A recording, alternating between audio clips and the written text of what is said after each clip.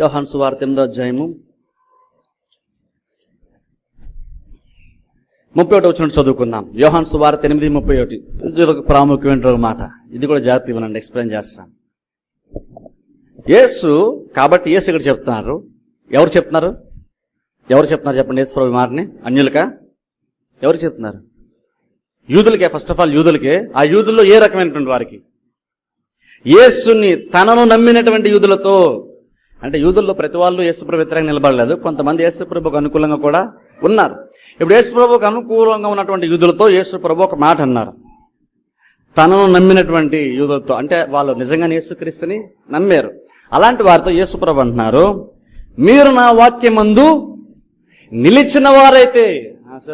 అంటే ఎలాగైతే మొక్క స్థిరంగా సాయిల్లో మట్టిలో ఉండాలంటున్నాను, అలాగే యేసుప్రభు అదే సెన్స్ తో చెప్తున్నారు ఇక్కడ. మీరు వాక్యం ముందు నిలిచిన వారైతే, సరే ఫస్ట్ ఏం చేయాలి? మనం వాక్యం ముందు నిలవాలి. నిలిస్తే ఏంటండి అంటే అన్నారు, మీరు వాక్యం ముందు నిలిచిన వారైతే నిజముగా నాకు శిష్యులయ్యుండి సత్యమును గ్రహించెదరు. ఎవరు చెప్తున్నారు ఈ మాట? సత్యాన్ని గ్రహించండి అని ఎవరు చెప్తున్నారు? శిష్యులు, యూదులు చెప్తున్నారు. అంటే యేసు ప్రభువే దేవుడు నమ్మినటువంటి వారికి.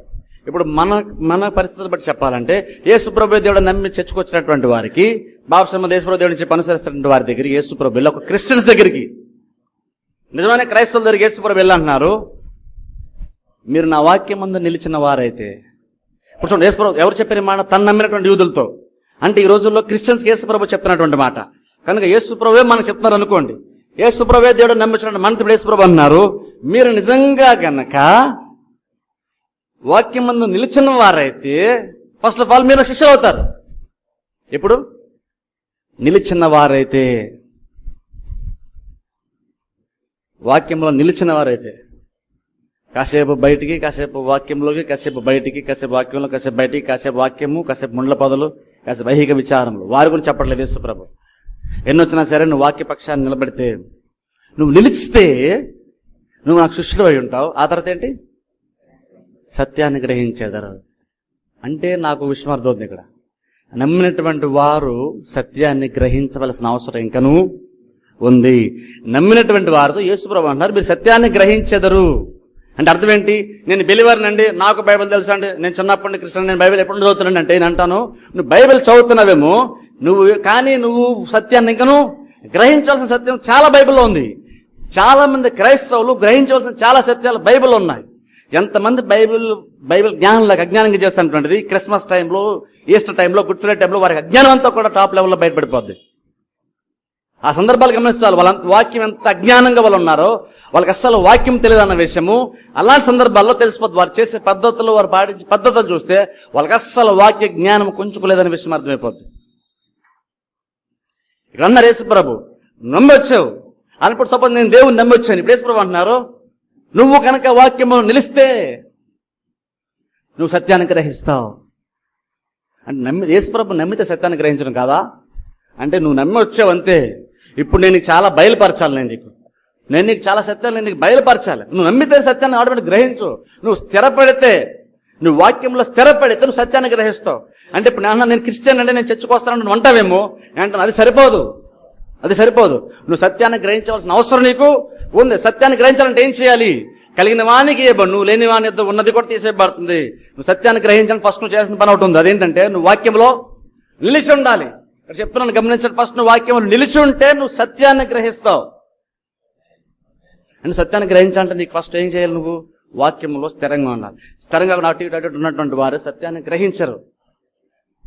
వారు వింటకు మాత్రం వింటారేమో కానీ సత్యాన్ని గ్రహించరు. ఎందుకంటే తరచుగా వాళ్ళు వాక్యంలో ఉంటున్నారు, బయటకు వస్తున్నారు, వాక్యం ఉంటున్నారు, బయటకు వస్తున్నారు కాబట్టి వాళ్ళు నిలిచి ఉండట్లేదు. కాబట్టి వాళ్ళ సత్యాన్ని గ్రహించరు. నువ్వు ఎప్పుడో ఒకసారి చర్చకు వస్తూ, ఇష్టం వచ్చినప్పుడు మానేస్తే, ఇష్టం వస్తూ నువ్వు సత్యాన్ని గ్రహించు. నువ్వు ప్రసంగాన్ని వింటావు కానీ సత్యాన్ని గ్రహించు. యేసు ప్రభువు అన్నాడు, నమ్మితే సరిపోదు, నువ్వు వాక్యంలో స్థిరంగా ఉంటే, నువ్వు ఆ స్థిరమైనటువంటి జీవితాన్ని బట్టి నువ్వు సత్యాన్ని గ్రహించటానికి నేను నీకు సత్యాన్ని బయలుపరుస్తాను. ఇప్పుడు ఎందుకంటే సత్యం తెలుసుకున్నంత అవసరం చర్చకొచ్చి వెళ్ళిపోతే సరిపోదా అంటే అప్పుడు యేసు ప్రభువు అంటున్నారు, సత్యం నువ్వు ఎందుకు గ్రహించాలంటే, సత్యం నువ్వు గ్రహిస్తే సత్యం నువ్వు స్వతంత్రులుగా చేస్తుంది. ఇప్పుడు ఎవరు చెప్పారు ఈ మాట? యేసు ప్రభు నమ్మినటువంటి యూదులతో అన్నారన్నమాట. యేసు ప్రభు నమ్మినటువంటి యూదులు ఇంకనూ స్వతంత్రులుగా లేరా?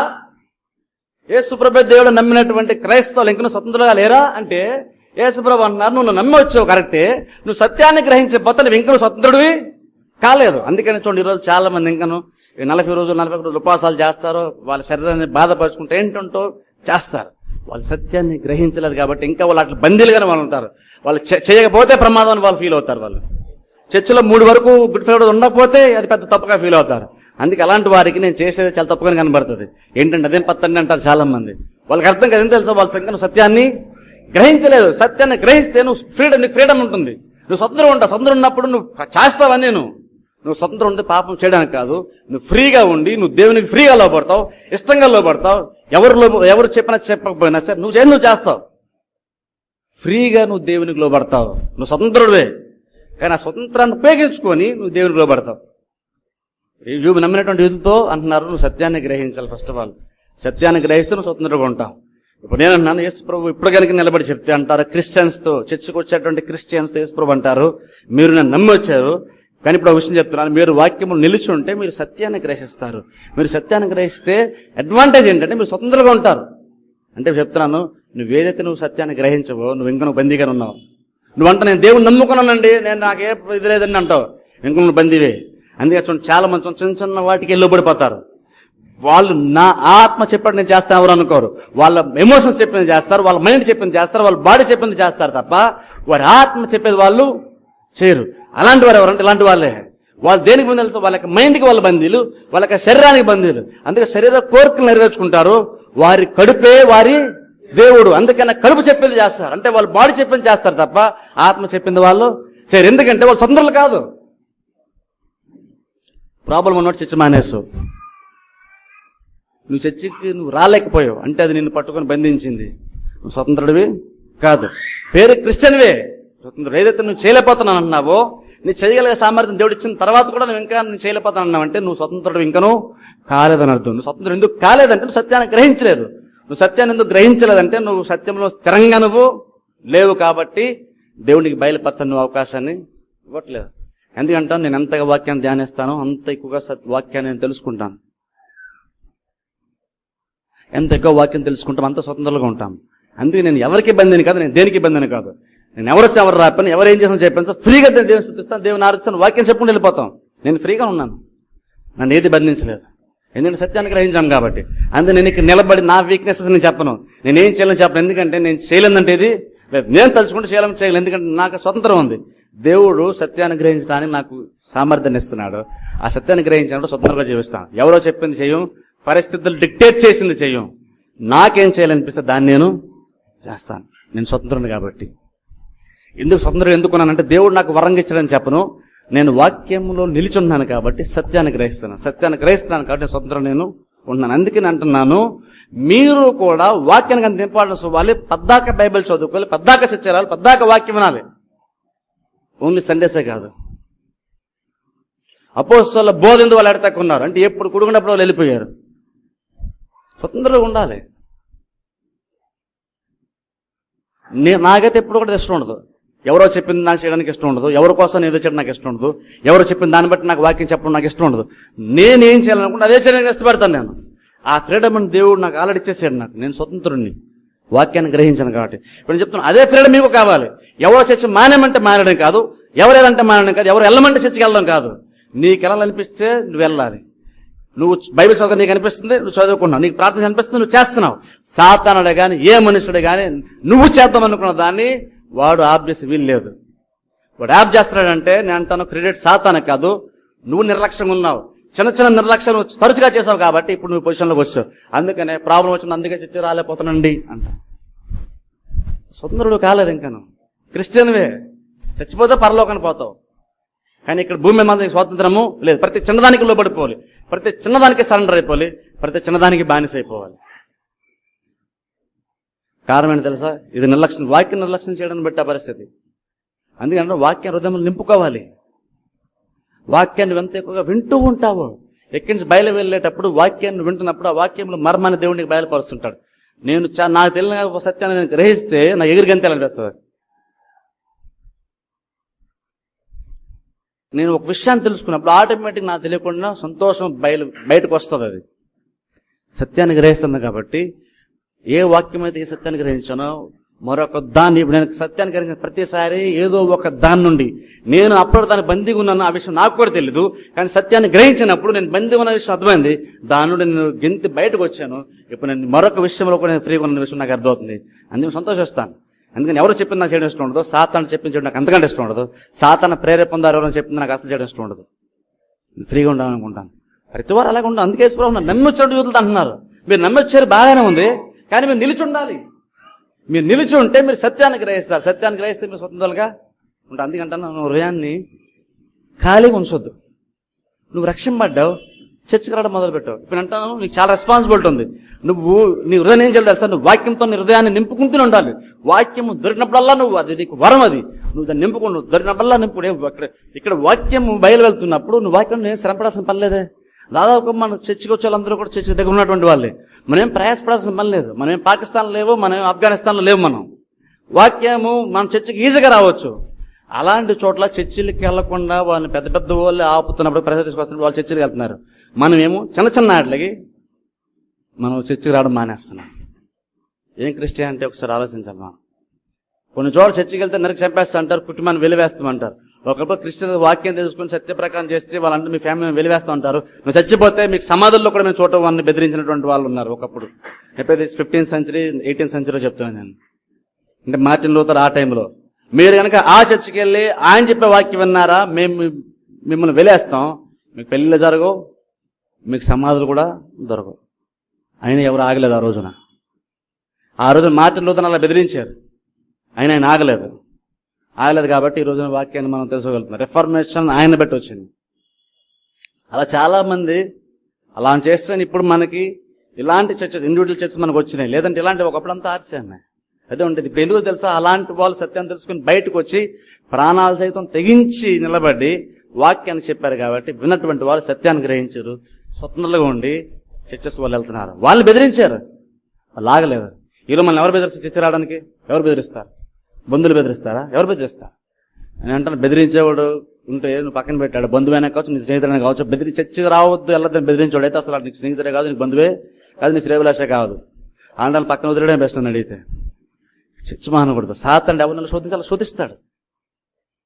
ఎందుకో తెలుసా? నువ్వు బాగా అనుకు దేవుని నమ్మని బాగా అనుకుంటా, నువ్వు నిజంగా బాగా లేవు, నువ్వు బందీగా ఉన్నావు. నీకు ఎప్పుడు నువ్వు బందీ ఉన్నావు తెలుస్తాను. నువ్వు చర్చకొచ్చి వాక్యం విన్నప్పుడు నువ్వు దేనికి బందీగా ఉన్నావు నీకు తెలుస్తుంది. నేను అలా బందీ ఉన్నా నాకు ఇష్టం లేదు, ఎవరికి ఇష్టం లేదు. కానీ ఇది ఎవరు చేయరు కాబట్టి ఇష్టం లేకుండా బందీలుగా అయిపోతారు. బందీలు ఉన్నావని కూడా తెలియదు. నువ్వు కొన్ని చేయలేకపోతున్నా అర్థమేం తెలుసా? ఎందుకు చేయలేకపోతున్నా చెప్తాను. నువ్వు బందీగా ఉన్నావు కాబట్టి నువ్వు చేయలేకపోతున్నావు. నువ్వు సత్యాన్ని గ్రహిస్తే, నువ్వు నిలిచి ఉంటే నువ్వు సత్యాన్ని గ్రహిస్తే నువ్వు స్వతంత్రంగా ఉంటావు. స్వతంత్రం ఉన్నప్పుడు నువ్వు ప్రార్థన చేయకుండా ఎవరు ఆపలేరు, చర్చికి రాకుండా ఎవరు ఆపలేరు, నువ్వు బైబిల్ చదవకుండా ఎవరు ఆపలేరు. ఆపేవాళ్ళు ఉంటారు కానీ నువ్వు ఆగవు. ఎందుకంటే నువ్వు వాక్యం నిలిచున్నావు, నువ్వు సత్యాన్ని గ్రహించు, నువ్వు విడుదలని పొందుకున్నావు. అందుకే అన్నారు హృదయంలో వాక్యంతో నింపుకోండి. ఒక ఎగ్జాంపుల్ చెప్పేస్తాను. బైబిల్ అంటే రెఫరెన్స్ కూడా మత్తయి సువార్త 12వ అధ్యాయంలో మనం చూస్తే తీరులేండి, సమయం లేదు మనకి. ఇక్కడ చూస్తే అక్కడ యేసు ప్రభువు ఉపమానం చెప్తారు.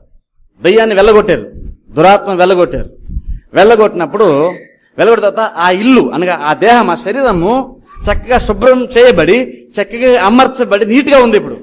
ఇప్పుడు దయ్యం వెళ్ళిపోయింది. యేసు ప్రభువు వచ్చే దయ్యాన్ని వెళ్ళగొట్టారు. ఇప్పుడు చూడండి చాలా మంది మీటింగ్స్ లో మనం చూస్తాం, దయ్యం వెళ్ళగొట్టుతారు, చాలా మంది సంబరపడిపోతారు.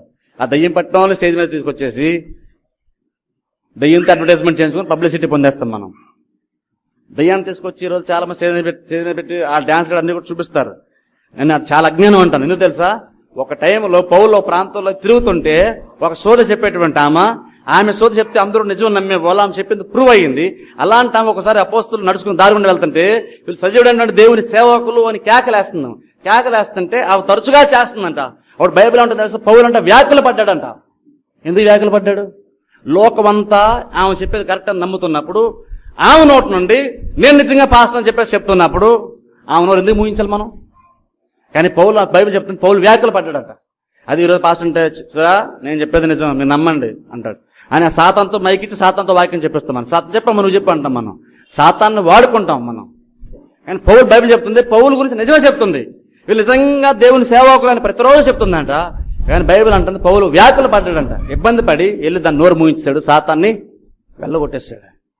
ఈ రోజుల్లో ఏ పాస్టర్ అలా చేయడం మనం చూడ. మన గురించి మంచిగా చెప్పిన దాని గురించి మనం అలా ఉన్నెత్తాం తప్ప మనం కానీ పౌలు అలా చేస్తాడు. తన గురించి నిజం చెప్తున్నప్పటికి కూడా వ్యాకుల పడ్డాడు. ఎక్కడో చూస్తే అవమానం యేసుప్రభు అంట ఒక వ్యక్తికి దురాత్మ పట్టింది, అంటే అపవాది చేతులు ఉన్నాడు, ఇప్పుడు విడుదల పొందుకున్నాడు, స్వతంత్రుడయ్యాడు, తన యొక్క జీవితము, తన యొక్క హృదయము, తన యొక్క బాడీ శుభ్రం చేయబడింది, చక్కగా అమర్చబడి ఉంది, దయ్యం నుండి విడుదల పొందుకున్నాడు, ఇప్పుడు ఫ్రీగా ఉన్నాడు. అయితే బైబిల్ చెప్తుందంటే ఆ దయ్యం అంట ఆ దురాత్మ అలా తిరిగిందంట, తిరిగి మళ్ళీ చూశారు కదంటే ఇందులో ఏమీ లేదంట, ఈ హృదయంలో దేన్ని ఆక్యుపై చేయలేదు, హృదయంలో ఏమీ లేదు, ఖాళీగానే ఉందని అదంట వెళ్ళి మరికొన్నిటిని తీసుకుని వస్తుందంట. రండి మనకు మంచి గృహం ఉంది, నాకే కాదు మీకు కూడా సరిపోద్ది రండి అని చెప్పేసి ఆ దయ్యం ఇంకా మరికొన్నిటిని తీసుకొస్తుందంట. బైబిల్ అంటుంది, యేసుప్రభు చెప్తున్నారు, అలాంటి వ్యక్తి యొక్క స్థితి కడపటి స్థితి కంటే చివరి స్థితి చాలా దౌర్భాగ్యం భయంకరంగా ఉంటుందంట. ఎందుకంటే దయ్యం వదిలించేమని చాలా మంది చెప్తారు, చేస్తారు చెల్లి మెక్కి అంటాం, దయ్యం వదిలింది కానీ మళ్ళీ రాకుండా ఉంటదా? యేసుప్రభు చెప్తున్నారు, దయ్యం వదిలినంత మాత్రం మళ్ళీ రాదని బైబిల్ లేదు. ఇప్పుడు నువ్వు మీటింగ్ వచ్చాక దయ్యం పోద్ది, కానీ నువ్వు హృదయంలో ఆత్మ సంబంధ విషయాలను హృదయంలో నింపుకోకపోతే అదే దయ్యం మళ్ళీ తిరిగి నీ దగ్గరికి వస్తుంది. ఏ పాస్ట్ అయితే నీ దయ్యం వదిలించాడో, వదిలించని నువ్వు సాక్ష్యం చెప్పావు, నువ్వు ఆ తర్వాత చర్చికి వెళ్దామా, దయ్యం పోయింది హ్యాపీగా నాకేంట్లో నువ్వు అనుకుంటావు, నువ్వు హృదయం నింపుకోవో అంతకంటే భయంకర పరిస్థితిగా నీకు మారిపోతావు. హృదయాన్ని నింపుకోకపోతే ఇక్కడ ఎవరికి చోటు వస్తుందో తెలిసి సాతానికి చోటిస్తూ ఉంటారు. హృదయంలో నింపుకోకపోతే, హృదయాన్ని దేవుడిచ్చింది నీకు హృదయంలో వాక్యాన్ని నింపుకోవడానికి, ఐక విచారాలు చింతపడడానికి కాదు, ఇంకొంత ద్వేషించడానికి కాదు, ఇంకేదో సొనుక్కోవడానికి ఇంకేసేయడానికి కాదు. హృదయాన్ని ఇచ్చింది కంప్లీట్ 100% నువ్వు వాక్యంతోనే నింపుకోవడానికి. అందుకని వాక్యము కాకుండా ఇంక ఏది హృదయంలోకి వెళ్ళినా సరే హృదయంలో వెత్తబడిన వాక్యాన్ని రంచి వేస్తుంది, పాడు చేస్తుంది. అందుకంటాను మీరు చాలా సీరియస్గా తీసుకోవాలి వాక్యాన్ని. వాక్యాన్ని తరచుగా ధ్యానం నిలిచి ఉండాలి. నిలిచి ఉంటే సత్యాన్ని మనం గ్రహిస్తాం. ఎందుకంటే ఇంతగా వాక్యం ఎందుకు నేను ప్రయాసపడతానో తెలుసా? వాక్యం వింటే సత్యాన్ని గ్రహిస్తే ఆ వ్యక్తికి జీవితం ఎలా ఉంటుందో నాకు తెలుసు కాబట్టి చెప్తున్నాను. బైబిల్ యేసుప్రభు చెప్పారు కాబట్టి చెప్తున్నాను. నువ్వు సందర్గా ఉంటావు, నువ్వు ఎప్పుడో ఒకసారి చర్చకొచ్చి వాక్యం వింటావు, వాక్యం బాగానే ఉందని అంటావు, వాడు వాక్యం విన్నాను సంతోషించాడంట, కాబట్టి మీరు వచ్చి వాక్యం బాగుంది చెప్పాను మాత్రం నాకు వచ్చేది ఏమీ లేదు, నాకేమీ దాన్ని బట్టి. కానీ వాక్యం నువ్వు భద్రపరుచుకున్నావు, వాక్యం విన్నావు, రెస్పాండ్ అయ్యే బాగుందన్నావు, సరే ఆ వాక్యాన్ని భద్రపరుచుకున్నావా? ఆ వాక్యాన్ని ధ్యానిస్తున్నావా? మరలా ఇంకా వాక్యాన్ని హృదయంతో నింపుకుంటున్నావా? హృదయంలో ఇవన్నీ కూడా ఆలోచించాల్సిన అవసరం ఉంది. అందుకే అంటున్నాను, అపోస్తలులు బోధన ఎడతెక్కున్నారు, మీరు బోధలో ఎడతెక్కు ఉండాలి. మీకు చాలా ప్రాబ్లమ్స్ ఉంటాయి, నాకు ప్రాబ్లమ్స్ ఉంటాయి, కానీ ఏం చేయాలి వచ్చి వాక్యం వింటూ ఉంటే అవన్నీ కూడా సమసిపోతాయి, అవన్నీ దూరం అయిపోతాయి, అవన్నీ ఈ వాక్యం ద్వారా అవన్నిటి కూడా మనం జయించగలుగుతుంటాం. అందుకంటాను ప్రాబ్లం వచ్చినప్పుడు నేను ఇంకా చర్చకి రా అంటాను, ప్రాబ్లం ఉన్నప్పుడు నేను ఎక్కువ వాక్యం విను, చేయాలనిపించాలి అన్నప్పుడు ఇంకెక్కువ సహవాసం రా, ఇంకెక్కువగా వాక్యం విను, నువ్వు ఎంతగా వచ్చి వాక్యం వింటావు అంతగా స్వతంత్రంగా జీవిస్తావు. కాబట్టి ఇంకా మనం చాలా విషయాల్లో స్వతంత్రం కాలేదు. యేసుప్రభు నమ్మాం కానీ స్వతంత్రం కాలేదు. స్వతంత్రం కావాలంటే నువ్వు ఫస్ట్ వాక్యం నిలిచి ఉండాలి. వాక్యం నిలిచినటువంటి వాడికంటే దేవుడు ఏం చేస్తాడు తెలుసా? అందులో టైం స్పెండ్ చేసేవాడికి అదే కొలతో కొంచెం ఎక్కువ కొలతో దేవుడు కొలిచిస్తాడంట. అంటే వాక్యంలో టైం స్పెండ్ చేసేవాడికి, ఇంట్రెస్ట్ ఉన్నటువంటి వాడికి దేవుడు ఇంకెక్కువ వాక్యాన్ని ఇస్తాడంట. అసలు వాక్యం మీద మైండ్ పెట్టినట్టుగా అసలు వాక్యం దాహం వెళ్ళినటువంటి వాడికి ఉన్నది కూడా తీసేస్తాడు. వాక్య జ్ఞానం లేనప్పుడు ఒక టైం వచ్చినప్పటికీ జీవితం అంతం వచ్చేసరికి ఇంకా దౌర్భాగ్య స్థితిగా మారిపోతుంది. కడమట్టి స్థితి మొదటి స్థితి కంటే కడపట్టి స్థితి ఇంకా భయంకరం. ఆలోచన, నేను రక్షింపడ్డానండి, నేను కృష్ణ అయిపోయిన చచ్చిపోతే పర్లా వెళ్తాను అనుకుంటున్నామో. నేను అంటున్నాను, నువ్వు హృదయంలో గనక వాక్యంతో నింపుకోకపోతే, నీ హృదయంలో గనక ఇది వెళ్ళకపోతే, నీ హృదయం ఖాళీగా ఉంటే, నీ కడమటి స్థితి గురించి చెప్తున్నాను, ఇంకా భయంకరంగా. భయంకరమైన అర్థం ఏంటంటే ఇప్పుడున్న స్థితి కాదు నీకు, ఇంకా ఈ రోజు కంటే రేపు ఇంకా దౌర్భాగ్యంగా అవుతుంది, ఈ ఇయర్ కంటే నెక్స్ట్ ఇయర్ ఇంకా దౌర్భాగ్యంగా ఉంటుంది. నేను చెప్పేస్తున్నాను ఆ విషయాన్ని. ఈ రోజు నేను బాగున్నాను అనుకుంటామో, వాక్యం కనుక కంటిన్యూగా హృదయంలో భద్రపరచుకోకపోతే ఈ రోజు బాగున్నాను అనుకుంటామో, బైబిల్ చెప్తే కాబట్టి నేను చెప్తున్నాను, ఈ రోజు నువ్వు ఉన్నట్టుగా వచ్చే సంవత్సరం నువ్వు ఉండవు. కడపటి స్థితి, చివరి స్థితి భయంకరంగా మారిపోతుంది. అందుకన్నాను వీలైనన్ని సార్లు వాక్యం వినాలి, వీలైనంత ఎక్కువ వాక్యం వినాలి, వీలంతగా సహవాసం కూడుకున్న అపోస్తలుల బోధ ఎందడతకు ఉండాలి. అందులో ఉంటే ఇన్ని బెనిఫిట్స్ మనకు ఉన్నాయి.